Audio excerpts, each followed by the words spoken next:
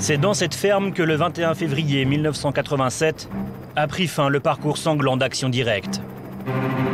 Jean-Marc Rouillant, Nathalie Ménigon, Joël Aubron et Georges Cipriani sont interpellés, des noms qui restent gravés dans les mémoires. Dans les années 1980, ces terroristes d'extrême gauche étaient devenus les ennemis publics numéro 1. Après des années de cavale, des dizaines d'attentats et plusieurs assassinats sanglants, la police parvient enfin à les mettre en déroute. Rouillant s'est retenu moi où je fais un malheur. Il attendait peut-être qu'on le retienne, personne n'a retenu et il a fait le malheur. Action Directe, des terroristes qui affirment agir au nom de l'anticapitalisme. Des hommes et des femmes qui se rêvent en défenseurs du monde prolétaire par les armes. Je ne me suis jamais définie comme terroriste. Les personnes qui ont été la cible de notre organisation appartenaient à un camp. C'est celui de la guerre de classe. Ils s'inspirent alors de leurs grands frères marxistes qui frappent en Europe. Brigade Rouge en Italie, Fraction Armée Rouge en Allemagne. Comme eux, ils assassinent. En 1985, un général français, René Audran. En 1986, Georges Besse, patron de la Régie Renault. L'histoire a retenu qu'Action Directe agissait au nom des prolétaires, et pourtant... Avec le recul du temps, je me pose effectivement la question de savoir quelle était leur réelle motivation. Nous allons vous raconter comment ces soldats du monde ouvrier se sont laissés embarquer au fil des ans dans une lutte qui n'était pas la leur.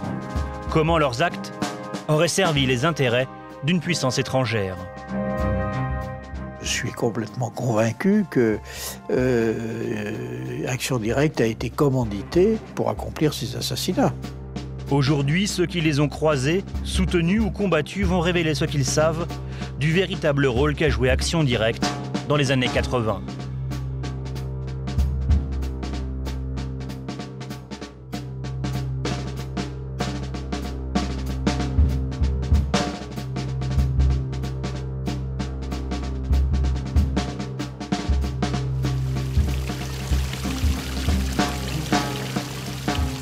Pour comprendre la trajectoire d'Action Directe, il faut revenir dans ces rues, à Toulouse. C'est là que Jean-Marc Rouillant, le futur chef d'Action Directe, fait ses premières classes d'activistes. Issu d'une famille modeste, avec un père militant socialiste, il penche dès le lycée vers l'extrême gauche. Âgé d'à peine 20 ans, il se forge une culture politique au contact des anarchistes installés dans la ville. Nous sommes dans les années 1970. Raymond Delgado et Bernard Regla étaient des figures de cette mouvance. Ils l'ont vu grandir à leur côté. Il a toujours agi dans les milieux plus ou moins enfin, plutôt plus que moins anarchistes, mais Rouillant, bon, lui c'était un activiste. On peut le considérer comme un activiste, mais pas quelqu'un qui pouvait influencer ce qu'on peut appeler une ligne politique. Le jeune activiste Rouillant trouve une cause à défendre dans la Ville Rose. Il y rencontre les militants espagnols combattant la dictature du général Franco. Avec eux, il franchit le pas de la violence armée. Il se rend clandestinement à Barcelone. Mais en 1973, les choses tournent mal. Un policier espagnol est assassiné. Les frères d'armes de Jean-Marc Rouillant sont interpellés, dont un certain Puigantic. Tous risquent la peine de mort. Jean-Marc Rouillant, lui, parvient à prendre la fuite et à se réfugier auprès de ses amis à Toulouse.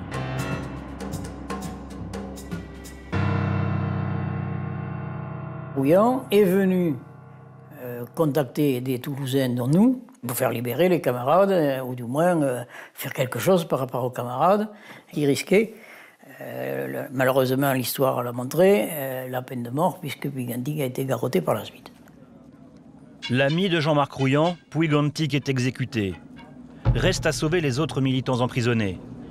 C'est alors que naissent les GARI, groupe d'action révolutionnaire internationaliste, avec un seul objectif, que l'Espagne libère les camarades de Rouillant. Les GARI multiplient les attentats spectaculaires contre les intérêts espagnols en France. Ils décident même de kidnapper un banquier espagnol de renom installé à Paris. Ce qu'ils veulent, c'est échanger Baltasar Suarez contre leurs camarades emprisonnés. Mais à peine l'opération lancée, Jean-Marc Rouillant et les militants toulousains s'opposent totalement sur le sort réservé aux banquiers. On a eu des discussions un peu compliquées parce que vis-à-vis de ce type, de ce banquier, qu'est-ce qu'on avait fait? Nous tenions absolument à ce qu'on ne lui touche pas un cheveu. Tout le monde n'était pas d'accord avec cette stratégie de ne pas lui toucher un cheveu? Il y avait des variables, il y avait des variantes, et on s'est entendu là-dessus, et nous avons fait en sorte que ce type soit bien traité. Ce que veut dire Bernard Regla, c'est que Jean-Marc Rouillant veut brutaliser le banquier, une violence physique qu'eux ont toujours refusée. Quelques mois plus tard, les Garis sont démantelés, et une fois en prison, les anarchistes toulousains découvrent la véritable personnalité de Jean-Marc Rouillant. Un militant jusqu'au boutiste qui revendique tout, une aberration pour Bernard Regla et Raymond Delgado. Vous, en gros, vous vouliez sortir? Le plus important, c'est d'être dehors. C'est pas de jouer les martyrs. Les martyrs, ça sert à rien de passer en prison 20 ans. Donc là, il y a eu une rupture clairement avec donc Rouillant, etc. Il y a eu deux formes de défense judiciaire qui aboutit à ça, à des dissensions politiques. En 1975, Jean-Marc Rouillant est condamné à 3 ans de prison. Il est incarcéré à Paris, à la prison de la Santé. Au même moment, les milieux d'extrême gauche sont en plein désarroi. Le mouvement issu de mai 68 s'essouffle. C'est la mort de la gauche prolétarienne, le groupe, qui fédérait toute la jeunesse radicale. Briser la manœuvre de la bourgeoisie pour briser sa tentative d'encerclement et d'anéantissement du mouvement populaire. Gilles Millet est un ancien membre de la gauche prolétarienne. Il fait partie de ceux qui abandonnent le militantisme pour fonder un journal, Libération. Un jour de résistance. Ce sera le début d'une intensification de la résistance. Nous, on fait un journal, donc on laisse tomber, on est passé à autre chose. Et puis il reste sur le côté une petite frange de gens qui n'arrivent pas à s'adapter à ce virage-là et qui décident de continuer. Christian Arbulot était l'un de ces militants radicaux. Il a été tenté par la lutte armée avant de finalement devenir enseignant universitaire. Il se rappelle de ses débuts quand il faisait partie de ces jeunes un peu paumés. J'arrive et sans m'en rendre compte, tout le monde est déjà en train de plier les bagages, quoi. Alors, qu'est-ce que tu fais, toi? Tu te barres comme les autres ou tu restes? Et j'ai décidé de rester. J'ai décidé de rester avec ce sentiment assez angoissant que ça ne mènerait nulle part. Dans la foulée naissent des mouvements aux sigles mystérieux. NAPAP, BI et le mouvement dit des autonomes. Des jeunes qui prônent l'action violente contre l'État. C'est aussi l'époque des occupations d'usines par des groupes que personne ne contrôle. Parmi ces militants, Nathalie Ménigon, une syndicaliste de 21 ans, issue d'un milieu modeste, s'est employée de banque rêve d'action violente. Une rencontre va être décisive pour elle. Elle rejoint Jean-Marc Rouillant, tout juste sorti de prison.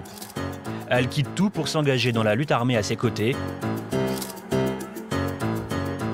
De cette union vont naître un logo et un nom. Action Directe. Nous sommes en 1979. Les armes vont bientôt parler. Le 1er mai, il mitraille le siège du patronat français. Le groupe compte alors une dizaine de militants. Dans une interview accordée à France Inter, Jean-Marc Rouillant explique pourquoi il prône la lutte armée. J'ai fait 2 ans et demi de prison. Quand je suis sorti, en 77, je me suis trouvé face à une réalité sociale bloquée. Je ne pouvais pas me retrouver dans des espaces de lutte légaux. J'ai pensé que la lutte armée était un des moyens qui pouvait débloquer cette réalité sociale. Jean-Pierre Pochon est alors chef de la section recherche des renseignements généraux. C'est lui qui est chargé de surveiller les membres d'Action Directe dès leurs premiers attentats à la fin des années 70. On a acquis la certitude que la glissade vers la radicalisation serait inéluctable. Et on pouvait se tromper. Et à la limite, si on fait un retour d'histoire, j'aurais aimé me tromper. Mais force est de constater qu'on a eu raison. C'est au bazooka que ce matin, de bonne heure à Paris, un groupe de terroristes... Action Directe multiplie les attentats à la bombe et les mitraillages en plein jour. Le mouvement se retrouve rapidement en une des journaux télévisés. Une notoriété nouvelle qui lui permet de rassembler désormais plus d'une centaine de sympathisants. Parmi eux, des militants prêts à passer à l'action, dont une fille de bonne famille. Elle s'appelle Joëlle Aubron. Elle va devenir un des piliers du groupe Action Directe. À l'époque, Cette jeune femme vit dans le quartier de Montparnasse, à Paris, avec son compagnon Jean-Pierre Tillenon. Joël Lebron, je l'ai rencontré à la fin des années 70. C'était les escapades en moto, les cheveux dans le vent, etc. C'était un peu... je n'ai besoin de personne sur mon Harley Davidson. Politiquement, vous la situeriez où à ce moment-là? De culture politique, elle était très jeune, donc elle en avait encore très peu, puisqu'elle n'avait pas beaucoup vécu. Elle avait une certaine naïveté, une certaine candeur, elle venait du 17e bourgeois, donc elle découvrait un monde nouveau, et elle rêvait d'action, quoi, ça c'est sûr. Pour Jean-Pierre Tillenon, Joël Lebron était avant tout une aventurière. Dans une interview jamais diffusée, enregistrée en 2004, 2 ans avant sa mort, Joël Lebron expliquait ses convictions politiques avec ces mots. Alors, si je dois me définir, je dirais marxiste révolutionnaire, mais ça risque de ne pas dire grand-chose à beaucoup de monde. Alors, je ne sais pas comment dire ça. Communiste aussi, c'est-à-dire dans le sens de... le communisme comme mouvement pour abolir l'ordre des choses existantes. Abolir l'ordre existant, voilà le slogan d'Action Directe en 1980. Inacceptable pour le pouvoir politique, qui veut mettre un terme à la trajectoire fulgurante du groupe. La police reçoit l'ordre de tout faire pour les arrêter. C'est au commissaire Jean-Pierre Pochon de s'en charger. Il leur tend un piège avec comme appât un certain Carlos. Le scénario que je mets en place, eh bien, c'est de leur faire rencontrer les hommes de celui qui, à l'époque, était le leader incontesté du terrorisme international, celui qui était l'Oussama Bin Laden de l'époque, c'est-à-dire Carlos. Carlos, de son vrai nom Ilich Ramirez Sanchez, un terroriste vénézuélien recherché par toutes les polices du monde. Pour tendre un tel piège, Jean-Pierre Pochon a une taupe dans le groupe. Il s'agit de Gabriel Chahine, un anarchiste libanais dont il n'existe que ses rares images. S'il l'a choisi lui, c'est parce qu'il connaît très bien Jean-Marc Rouillant. Et que depuis 1978, en secret, il collabore avec la police. Gabriel Chahine fait croire à Jean-Marc Rouillant que Carlos a une mission exceptionnelle pour lui. Il dit on va leur proposer de faire sauter le barrage de Souan en Égypte. Et cet objectif, leur ego, a effacé toute lucidité. Et Gabriel va donc leur proposer, dans un premier temps, de rencontrer des émissaires de Carlos. Pour crédibiliser le scénario, les policiers organisent plusieurs rencontres avec de faux émissaires de Carlos. Puis vient le jour J. Cela se passe rue Pergolèse, à Paris. Jean-Marc Rouillant et Nathalie Ménigon imaginent y rencontrer le terroriste. C'est ici que la souricière se referme. Car évidemment, Carlos n'est pas là. Les hommes de Jean-Pierre Pochon attendent Jean-Marc Rouillant et Nathalie Ménigon. C'était au 62, c'est là. 62 et les garages étaient là. Donc là, il y avait une équipe en surveillance.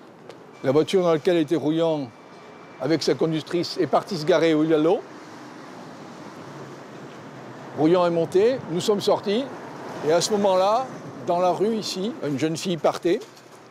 C'était Nathalie Ménigon.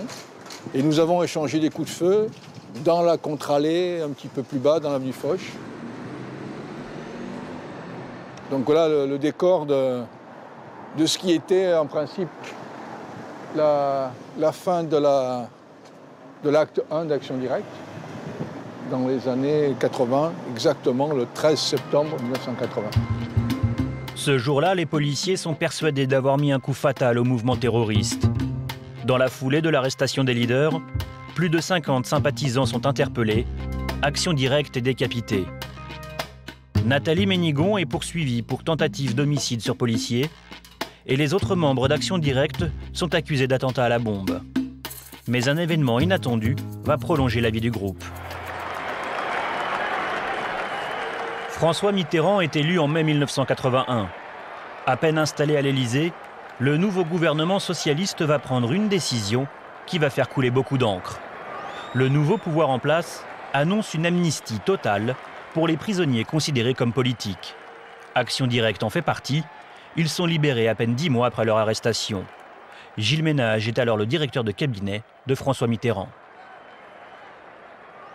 Si vous voulez, l'extrême gauche, on va dire que c'était la tasse de thé de François Mitterrand, mais en même temps, il y avait, si vous voulez, une sorte de sympathie ou de solidarité sur l'excès de répression à l'égard de l'extrême gauche, des gauchistes, etc. et tout. Et le Parti socialiste, corollairement, pensait que le fait que la gauche arrive au pouvoir allait en quelque sorte désamorcer ces revendications. Alain Marceau était magistrat. Il était chargé des dossiers Action Directe. Il garde un souvenir amer de cette amnistie. L'amnistie a été un moment fort, puisque au fond, on avait l'impression de faire du travail pour rien, et on poursuivait des gens qui avaient violé la loi, j'allais dire à droite, et on remettait en liberté les autres. Il y avait donc une inégalité de traitement à travers les citoyens, selon qu'on était Action Directe ou pas Action Directe. D'après ce que je comprends, ils avaient des entrées, certainement auprès du gouvernement ou du ministère de la Justice, que nous n'avions pas, nous, en tous les cas. Au gouvernement, un homme en particulier va jouer un rôle important. Il s'agit d'Alain Savary, le nouveau ministre de l'Éducation nationale. Socialiste de la première heure, il fait partie des poids lourds du gouvernement. Son fief politique, c'est Toulouse. Il connaît Bernard Regla et ses amis, les proches de Jean-Marc Rouillant. Alain Savary va servir de messager pour que les militants d'extrême gauche négocient avec le pouvoir socialiste la question de l'amnistie. Moi, connaissant bien Alain Savary, qui était devenu ministre de l'Éducation nationale, j'ai eu des discussions avec lui. Il m'a dit « t'es un emmerdeur ». Mais bon, et puis après, il a tout fait pour nous aider. Alain Savary met en relation les anarchistes toulousains et les conseillers politiques chargés de l'amnistie au cabinet du Premier ministre, Pierre Mauroy. Et voilà la seule question que pose Bernard Regla à son interlocuteur au cabinet du Premier ministre. Maintenant qu'on a obtenu l'amnistie, quand est-ce que mes copains sortent? Et il me répond, pour les gens d'Action Directe, ils vont sortir. Mais s'ils refont quoi que ce soit, après ça sera fini. C'était le pari de la générosité qu'ont fait les gouvernants de gauche. C'était l'homme est bon, la société l'a perverti, c'était très rousseauiste. Et donc, on va les remettre en liberté. Ils vont nous en être, comment dirais-je, redevables. Et puis le monde ira mieux, et la terre tournera mieux. Le problème, c'est que les gens d'Action Directe, ils sont radicalisés, orientés contre le pouvoir. Et le pouvoir, il est de droite et de gauche. Et l'histoire va le prouver. En sortant de prison, les membres d'Action Directe se retrouvent tous dans les squats de Barbès, un quartier populaire au nord de Paris. Ils s'affichent au grand jour et vont même jusqu'à provoquer le pouvoir. Ils n'hésitent pas dans les médias à faire du chantage à l'attentat. Dans une interview à France Inter, Jean-Marc Rouillant menace ouvertement le gouvernement. Il est vrai que nous avons renoncé pour le moment à une action spectaculaire, violente. Mais si la situation ne change pas, si dans les prisons les QHS se maintiennent, si le gouvernement ne change pas de politique dans l'usine, s'ils ne mettent pas les patrons au pas, il est évident que nous reprendrons une action violente. Très vite, Action Directe considère que François Mitterrand trahit le peuple de gauche. Immanquablement, le groupe reprend du service. Cette fois, il ne vise plus l'État. Il s'en prend au symbole de l'argent comme les établissements de luxe dans la région parisienne. Fauchon, Rolls-Royce, tout y passe. Et étonnamment, à cette période, il bénéficie d'une mansuétude totale du gouvernement. Il y avait une véritable volonté politique, surtout, entre guillemets, de ne pas les provoquer. Eux se livraient à la provocation, il ne fallait surtout pas, par rapport à leur provocation, répondre par une autre provocation, ce qui fait que la politique à l'époque était de les relâcher systématiquement, quel que soit l'acte qu'ils aient pu commettre. Nous avons reçu des instructions très claires pour travailler vraiment, pour être soft, à minima sur eux. Action Directe profite de cette atmosphère pour régler ses comptes. Ce qu'ils veulent, c'est la tête de leur ennemi juré, Jean-Pierre Pochon, celui qui les avait mis sous les verrous un an plus tôt. Jean-Marc Rouillant va le confier à son père, un père militant socialiste depuis toujours, qui travaille dans l'éducation nationale et proche lui aussi d'Alain Savary, son ministre de tutelle. Dans ces discussions, Jean-Marc Rouillant lance des messages à l'attention du pouvoir. Pour preuve, cette transcription d'écoute téléphonique. Tu as fait ce qu'il fallait, tu marques des points mais ne t'emballe pas. De toute façon, il me faut la tête de Pochon. Il faut le faire muter en Guyane. Hasard ou coïncidence, quelques semaines plus tard, Jean-Pierre Pochon est muté non pas en Guyane mais en Martinique. Les vœux d'Action Directe sont exaucés. Je pense qu'il a rêvé, il a rêvé et puis il l'a fait. Enfin, il l'a fait faire par d'autres, quoi. Je veux dire, non, il y a eu c'est clair qu'il ne pouvait pas parler de Guyane sans que quelqu'un, à un moment donné, lui ait dit on va le muter, on va trouver un poste. Oui, c'est même cousu de fil blanc. Les écoutes sur Action Directe ont duré des mois. Et l'une d'elles, entre un avocat et Jean-Marc Rouillant, est interceptée en décembre 1981. Elle annonce le pire. Jean-Marc Rouillant parle ouvertement d'un assassinat qu'il prépare. Faites attention à vos déclarations, ne dites pas que vous allez tuer tout le monde. Nous avons dit que nous allons assassiner certaines personnes, pas tout le monde. Je te signale en plus que certains mecs du pouvoir ont été informés avant. Qui? Des gens importants. En février 1982, 2 mois après cette écoute, Action Directe met sa menace à exécution. Gabriel Chahine, l'indicateur de la police, est abattu chez lui. Ce n'est que 10 ans plus tard que le groupe revendiquera ce crime. Pour Jean-Pierre Pochon, cet assassinat est un tournant dans l'histoire d'Action Directe. L'assassinat de Gabriel Chahine, qui va intervenir en février 82, ne se fait que lorsque les gens d'Action Directe ont la certitude que c'est une balance, c'est un mouton, une salope, un indicateur, tout ce que vous voudrez. Et cet assassinat de Gabriel va être l'acte fondateur qui va faire tomber le tabou du sang. Jean-Pierre Pochon, mis hors jeu, l'indique de la police éliminée, un pouvoir politique complaisant, Action Directe peut agir à sa guise. En 1982, l'actualité internationale offre une nouvelle cause à Action Directe. C'est la guerre au Liban entre l'armée israélienne et les réfugiés palestiniens. Les combats dans Beyrouth font les gros titres. Les milliers de morts choquent l'opinion internationale.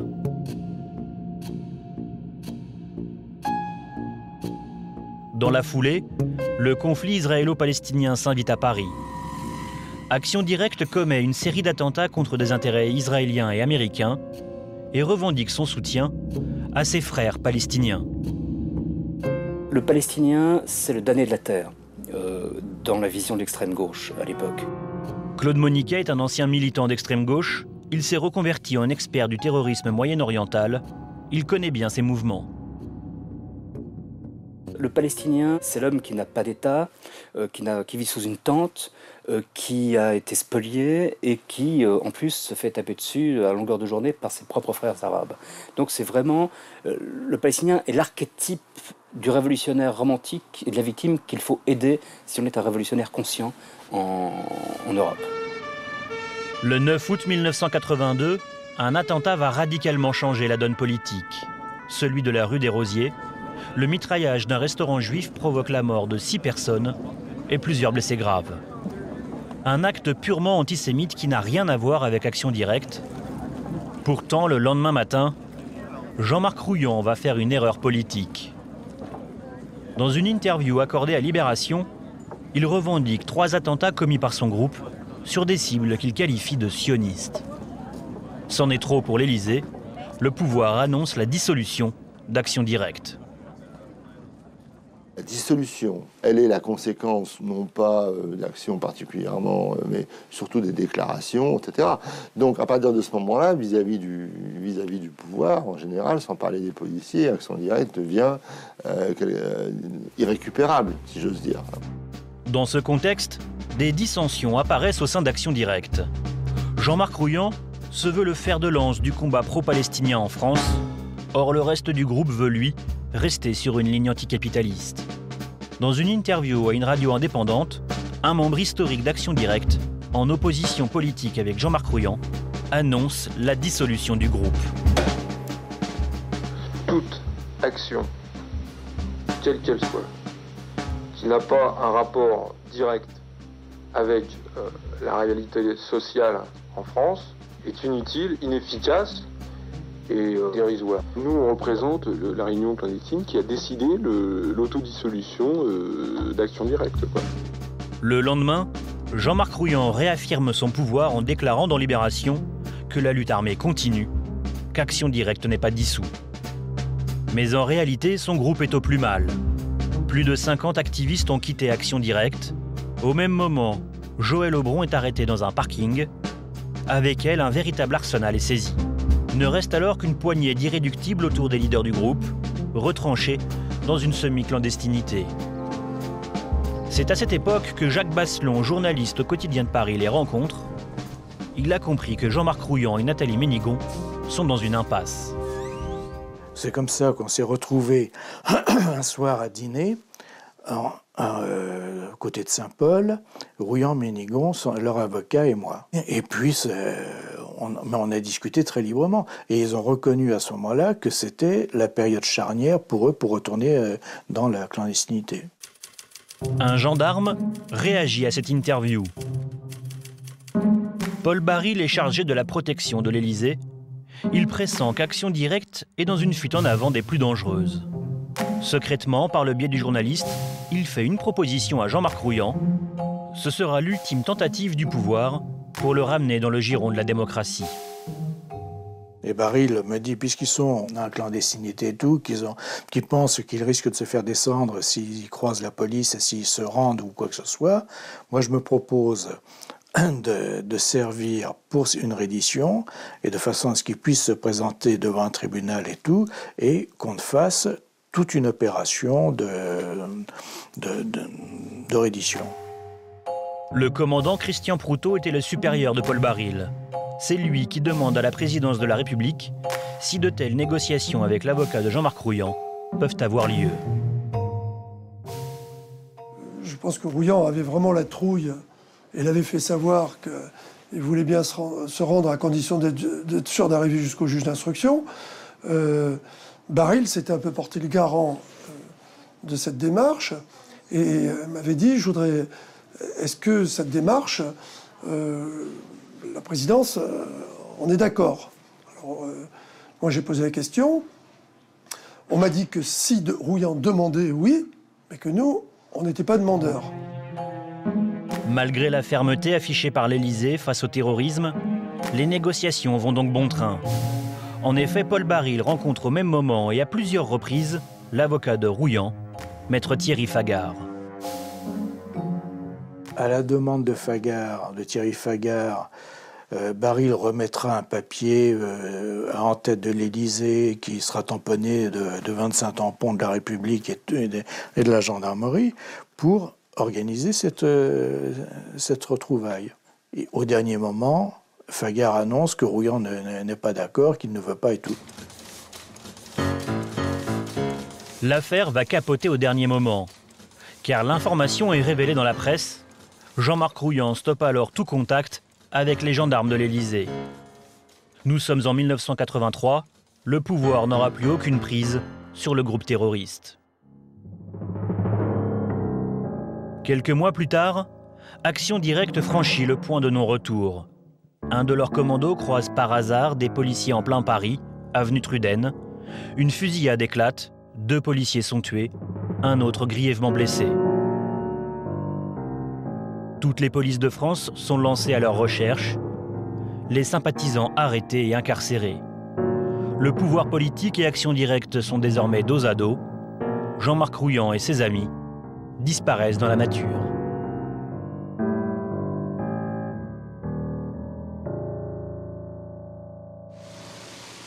C'est du côté de Bruxelles qu'Action Directe va réapparaître.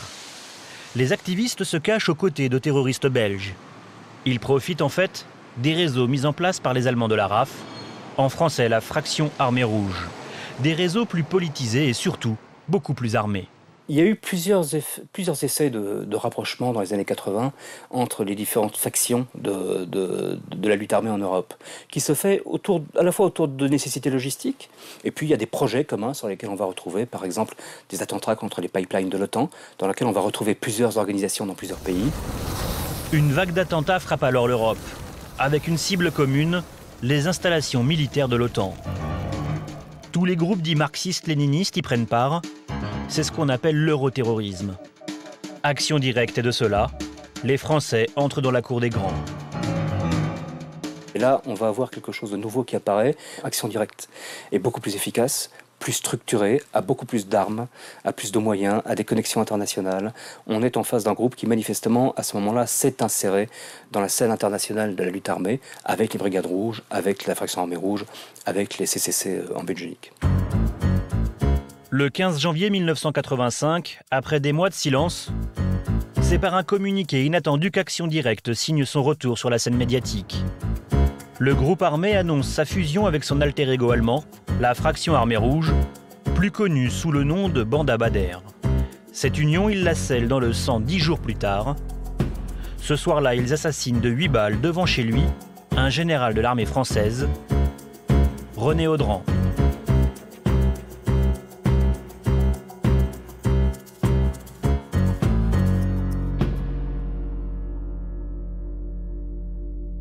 Ah là, il y a un choc. Il y a un choc. François Mitterrand considère que c'est quand même grave. Enfin, c'est grave en soi, pas besoin d'être président de la République pour considérer que c'est grave. Mais surtout, on se demande si c'est pas le début, si vous voulez, d'une série. Le sigle allemand, voilà ce qui fait peur aux dirigeants français. En effet, les terroristes de la RAF ont déjà une trentaine de meurtres politiques à leur actif.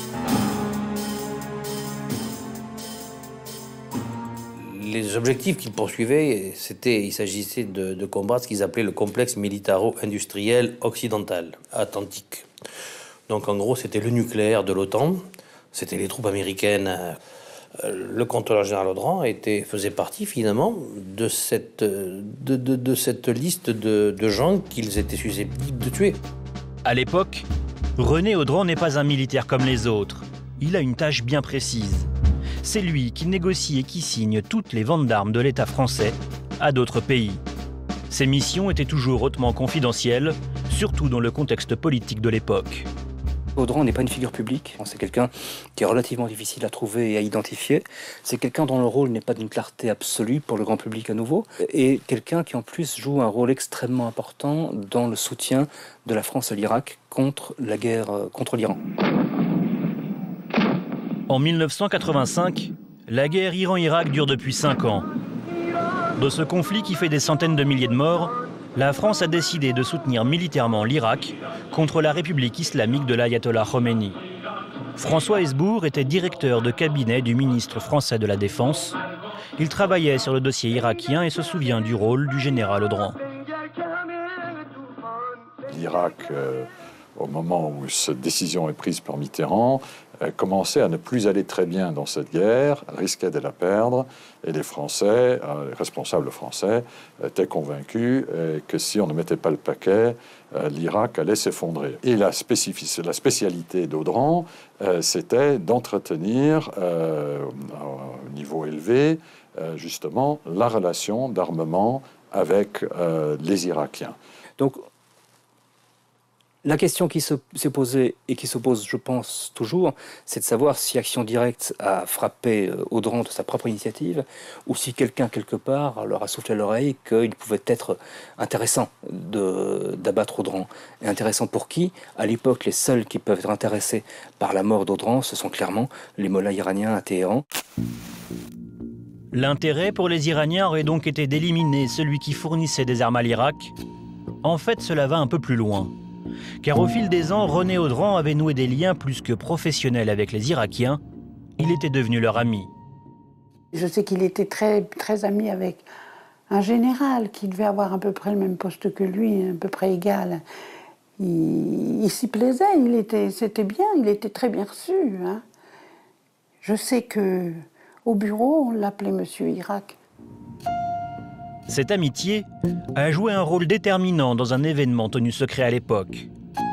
La France a envisagé un temps de vendre des armes aux deux camps, aux Irakiens donc, mais aussi aux Iraniens. Pour preuve, ce procès-verbal d'audition d'un vendeur d'armes mandaté par la France en 1984. Il explique sur plusieurs pages cette stratégie tenue secrète. Dès juillet 84, je suis parti avec le général R, adjoint du général Audran en Iran, pour négocier au nom du président de la République. Il s'agissait de fournir des avions de chasse, des systèmes de radar et des missiles solaires. Comme pour toute vente, la mission revient au service dirigé par le général René Audran. Sauf que ce dernier s'oppose à l'idée d'armer les Iraniens. Il se confie à sa sœur. L'Iran demandait des armes. Il a dit, moralement, on vend des armes à l'Irak, on ne peut pas, la même société ne peut pas en vendre à l'Iran, ce n'est pas honnête. Alors il avait refusé la vente d'armes. En quelques semaines, la France coupe toutes les discussions et les promesses faites aux Iraniens ne sont pas tenues. Ce que confirme le témoignage du vendeur d'armes. Il était convenu qu'une mission gouvernementale se rendrait en Iran. Cette mission n'a jamais eu lieu et je n'ai jamais obtenu aucune explication de ce revirement de l'attitude gouvernementale française. La vente annulée, les Iraniens sont furieux. Ils cherchent à savoir pourquoi et surtout à cause de qui les Français ont changé d'avis. Le vendeur d'armes témoigne de leur colère. Après l'interruption de cette négociation, les négociateurs iraniens m'ont à différentes reprises demandé si j'en connaissais l'origine. Je veux témoigner de leur très violente déconvenue.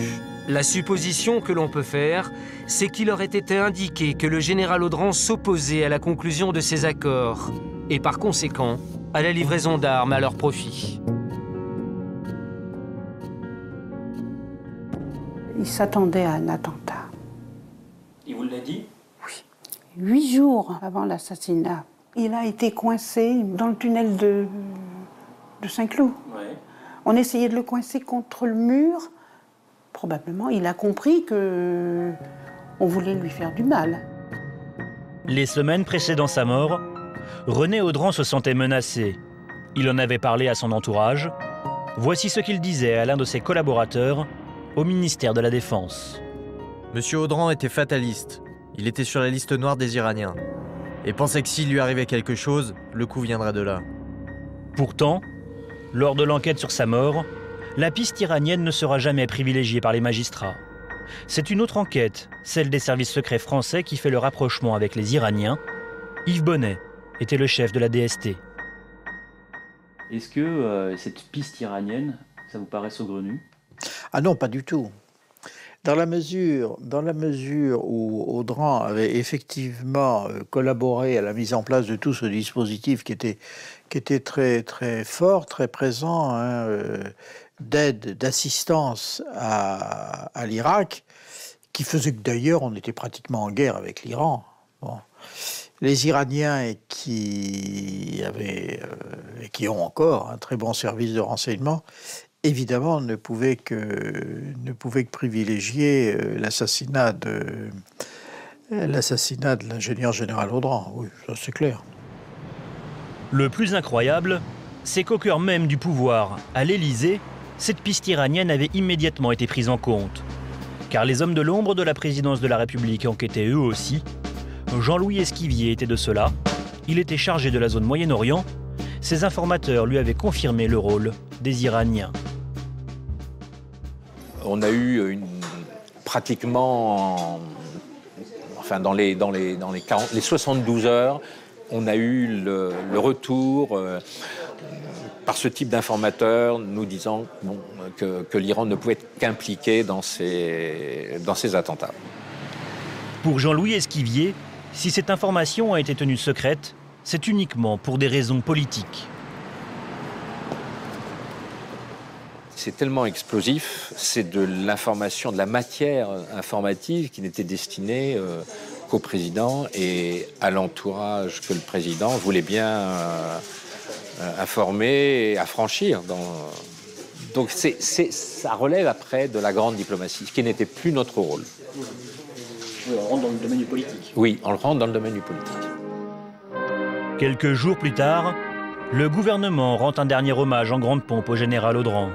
Quant à la piste iranienne, elle se perd dans les méandres de la politique française. Reste une question à l'heure des obsèques. Le groupe Action Directe aurait-il été téléguidé pour accomplir des basses œuvres de Téhéran? Les terroristes vont apporter un élément de réponse quelques mois plus tard. Le 26 novembre 1986, Action Directe assassine Georges Besse, PDG de l'entreprise Renault. Un commando attendait ce soir-là le patron devant son domicile. À peine descendu de voiture, il est abattu sur le pas de sa porte de plusieurs balles, dont une en pleine tête. Alain Marceau est l'un des premiers arrivés sur les lieux. Et là sont arrivées toutes les autorités gouvernementales, du Premier ministre, au ministre de l'Intérieur, en passant par les autres ministres, etc. etc. Et qu'est-ce que vous vous êtes dit à ce moment-là? Le gouvernement était, me semblait, enfin les responsables gouvernementaux m'avaient l'air extrêmement déstabilisés, très déstabilisés. Je me souviens d'un de mes collègues qui m'a dit ils sont à ramasser à la petite cuillère. Et c'est vrai que on était parti de la période, quelques semaines plus tôt, on allait terroriser les terroristes. Et en fait, on se rendit compte que les terroristes étaient en train de nous terroriser. C'était particulier. Dans la foulée, Action Directe revendique l'assassinat. Pour eux, il s'agit de frapper l'élite du capitalisme. Ça correspondait au contexte. On parle de dégraissage pour les licenciements de masse qui sont en train de se mettre en place. Et Georges Besse représentait, je veux dire, cette attaque frontale contre, je veux dire, les gens qui sont les exploités, quoi. C'était. Est-ce que vous regrettez ce que vous avez fait? On ne peut jamais légitimer la mort délibérée d'un être humain. Et non, politiquement, je ne regrette pas. Pour les services secrets français, la revendication contre le patronat ne convainc pas. Comme pour la mort du général Audran, c'est la piste iranienne qui prévaut. Pour nous, Besse et Audran, c'est la même signature, même si c'est un exploit local, terroriste local, la cause subliminale, pour nous, a toujours été une cause iranienne. Car si pour le grand public, Georges Besse est le patron de Renault, en fait, il était surtout un des hommes forts du nucléaire français. C'est lui qui avait mis en place à la fin des années 1970 le dossier dit Eurodif, du nom d'un site d'enrichissement d'uranium installé dans le sud de la France. Ce site avait un actionnaire bien particulier, un pays ami, l'Iran, du Shah Reza Pahlavi. Un actionnaire qui avait investi $1 milliard, un prêt qui va devenir une clé du conflit franco-iranien. Et c'est justement le fondateur d'Eurodif, Georges Besse, qui était au cœur de toutes les négociations avec l'Iran. Pour Georges Besse, c'était encore plus évident parce qu'il était l'homme du nucléaire, il était l'homme d'Eurodif, et à ce moment-là, on sait que le problème, le contentieux nucléaire, pèse extrêmement lourd dans les relations entre la France et l'Iran. Jean-Claude Lenny travaillait avec Georges Besse. Ce dirigeant du nucléaire français a vécu toutes les discussions avec l'Iran. Il avait été prévu qu'une partie de la production de l'usine d'enrichissement française serait dédiée à l'Iran, et une deuxième usine avait même été envisagée, avec un prêt d'1 milliard, autant que je me souvienne, qui a défrayé la chronique ensuite. Si cette affaire défraie la chronique, c'est parce qu'en 1979, le régime iranien du Shah tombe. L'ayatollah Khomeini prend le pouvoir et instaure une république islamique. Téhéran interrompt dès lors tout son programme nucléaire et exige le remboursement immédiat du prêt d'1 milliard fait à la France quelques années plus tôt. L'État français refuse catégoriquement. Le gouvernement de Giscard, confirmé ensuite sous Mitterrand, décide que les avoirs iraniens, les avances d'argent iraniennes n'allaient pas être rendues à la République islamique. Entre la France et l'Iran, le torchon brûle. Les mollahs utilisent tous les moyens d'intimidation. C'est l'époque des prises d'otages de Français au Liban, des attentats sanglants en plein Paris, comme celui de la rue de Rennes en 1986. L'Iran n'exige en fait qu'une chose, que la France change de politique à son égard. L'Iran avait en réalité 3 sujets de conflit avec la France, qui étaient le contentieux nucléaire, qui était l'assistance apportée par la France à l'ennemi irakien, qui était l'assistance ou l'accueil de la France à l'opposition, à la résistance iranienne. Et évidemment, quand vous regardez la personnalité et d'Audran et de Besse, ils tombent en plein dedans. Et pourtant, c'est des cibles d'action directe. Oui, mais ce sont des cibles d'action directe parce que je suis complètement convaincu que Action directe a été commanditée par le VEVAC à l'époque, c'est-à-dire les services iraniens, pour accomplir ces assassinats. C'est tellement plus commode. En 1986, la mort de Georges Besse choque toute la France. Ce sera le dernier assassinat commis par Action directe. Le groupe terroriste a-t-il été manipulé par des proches du pouvoir iranien? Si oui, comment une telle connexion a-t-elle pu exister?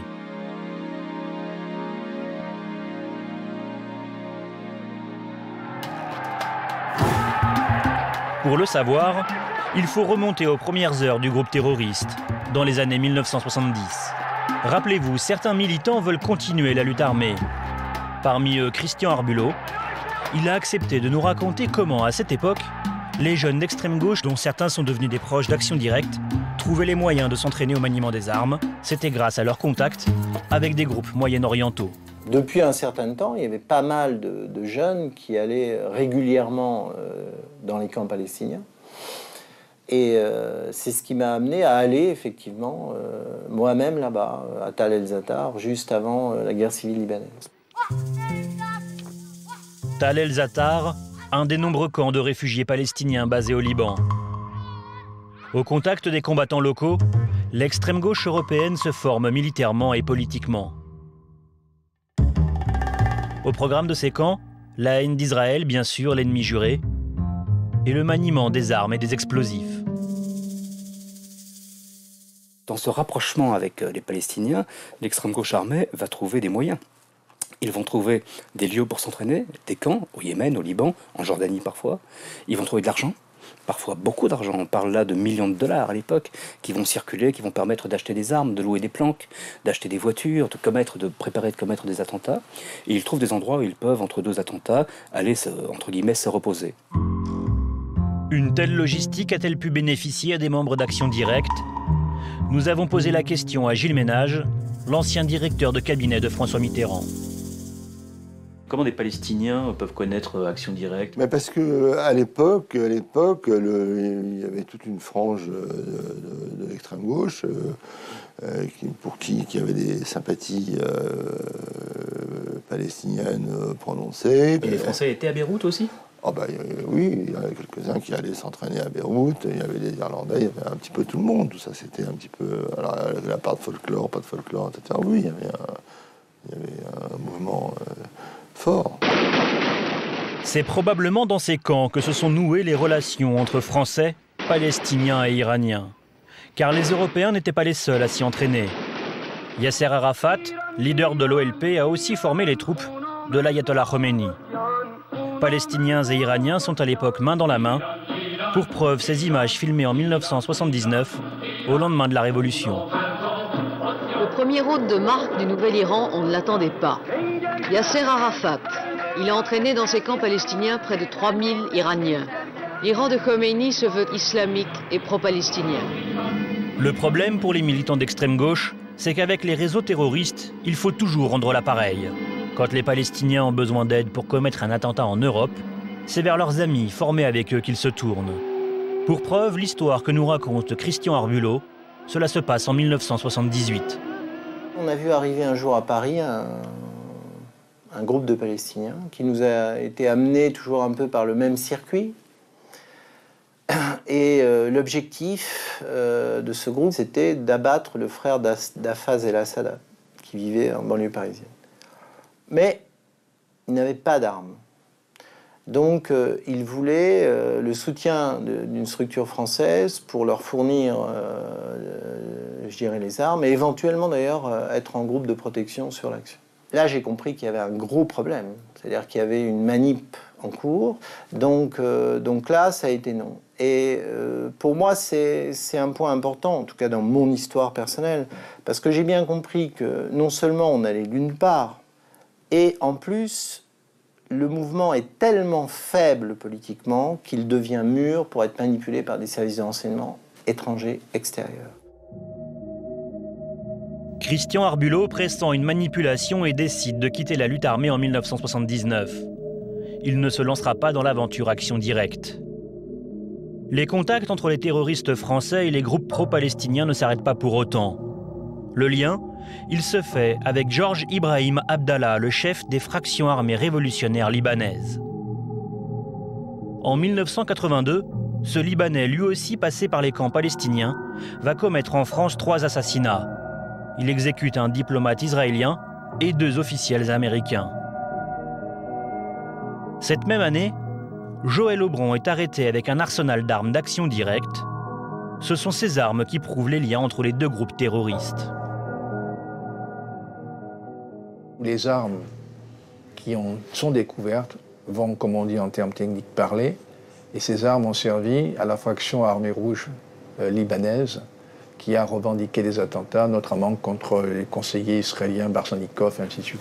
Le fait qu'on trouve des armes, des phares chez Action Directe, qu'est-ce que ça vous inspire à ce moment-là? Non, ça nous inspire. Moi, ça me fait aboutir à la conclusion qu'il y avait des relations directes, quasi fonctionnelles entre ces groupements. Mais ça se comprend. Je veux dire pourquoi? Parce que Action Directe, c'est quoi? C'est pas une organisation tentaculaire. Ils sont quelques-uns. Bon. Si je dis qu'il y a 20 personnes, c'est un grand maximum. Les FARL, c'est pareil. Or, les FARL sont des Libanais. Et ces Libanais, pour agir en France, ont besoin de points d'appui. Ils ne peuvent pas se constituer un réseau comme ça aussi facilement. Donc, ils ont besoin d'un relais. Et ils le trouvent avec Action Directe. Entre tous ces groupes terroristes, qui manipule qui? Difficile de répondre à une telle question. Il faut reconnaître, d'une manière générale, que pour se retrouver dans cet enchevêtrement d'organisations, de personnages, de gens qui d'ailleurs eux-mêmes changeaient de posture, d'attitude, d'alliance, constamment, c'est une espèce de plat qui mijote là sur le coin du feu, qui de temps en temps qui bouillonne un peu fort, et dans lequel il est très difficile de se retrouver. Mais tous ces gens-là se retrouvaient. Alors ils se retrouvaient dans les circuits d'armes, ils se retrouvaient pour se donner des coups de main, pour faire du travail à façon, si j'ose dire, et ils se connaissaient tous. Et il y avait très vraisemblablement derrière tout ça des organisations diligentées par l'Union soviétique. Bon, ça... Sur tous ces points, aucun des membres d'Action Directe n'a souhaité nous répondre. Ils n'ont d'ailleurs jamais donné suite à aucune question sur leurs relations avec des groupes armés étrangers, notamment palestiniens. Plus de 20 ans après les faits, un pan entier de l'histoire d'Action Directe reste à écrire.